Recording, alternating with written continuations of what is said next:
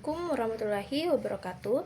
Perkenalkan, nama saya Sunarti dengan NIM 25044111136. Jadi, di video kali ini saya mempresentasikan materi mengenai sistem basis data, yaitu konsep minimal dan maksimal hubungan entitas.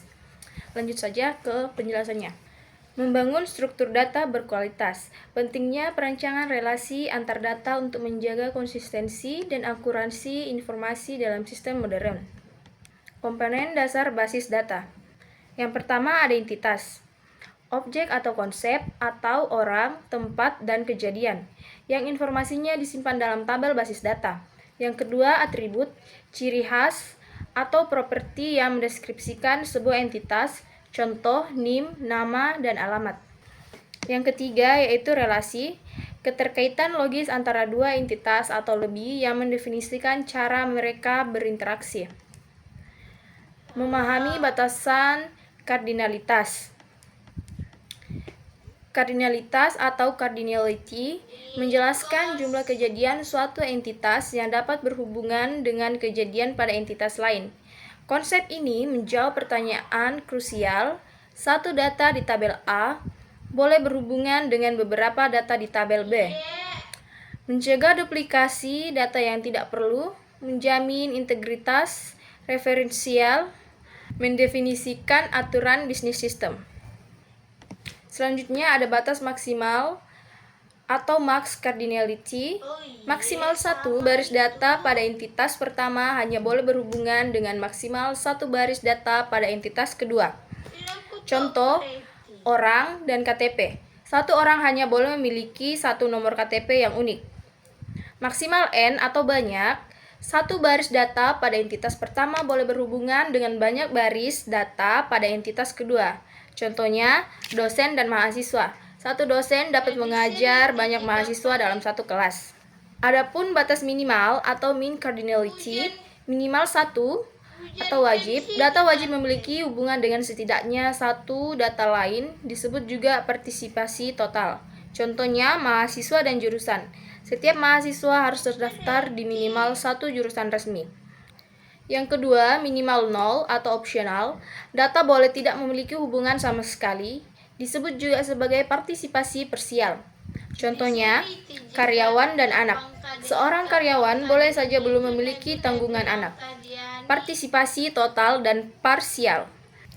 Dalam perancangan teknis, batasan minimal menentukan integritas data dalam aplikasi. Partisipasi total. Garis relasi digambarkan tebal, sistem akan menolak data jika pasangan relasi tidak ditentukan.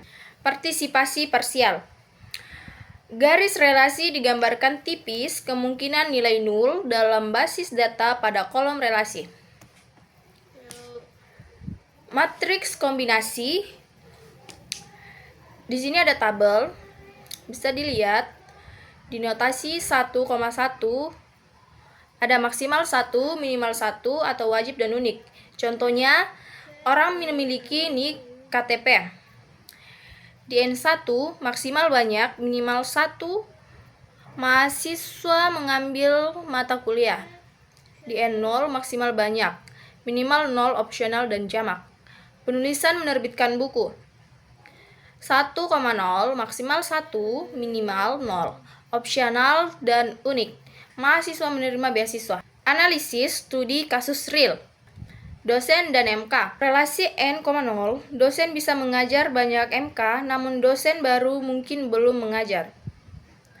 Mahasiswa dan MK, relasi N,1, mahasiswa wajib ambil minimal 1 MK agar statusnya aktif di sistem. Penulis dan buku, relasi N0, penulis dapat menulis banyak buku atau belum menerbitkan satu pun. Notasi dalam diagram ER. Notasi max dan min. Metode penulisan pasangan angka langsung di dekat garis relasi.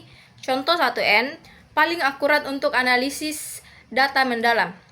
Notasi cross foot atau kaki gagak, menggunakan simbol grafis seperti lingkaran 0, garis tegak, dan kaki gagak untuk mewakili kardinalitas secara visual.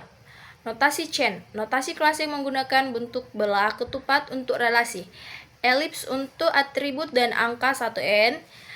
di atas garis penghubung. Kardinalitas versus derajat relasi. Fokus utama, berapa banyak jumlah data dan kewajibannya, berapa banyak tabel yang terhubung. Nilai representatif 0,1 n maksimal dan minimal. Unary, binary, ternary, n-ary.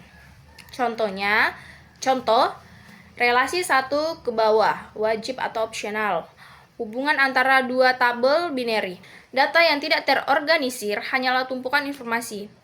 Pencadangan relasi yang tepat adalah kunci dari sistem yang cerdas dan akurat. Kesimpulan yang bisa saya ambil dari presentasi saya pada hari ini yaitu pahami aturan bisnis dunia nyata sebelum menuangkannya ke dalam batasan minimal dan maksimal diagram basis data. Sampai sini saja presentasi kali ini. Mohon maaf jika ada kesalahan.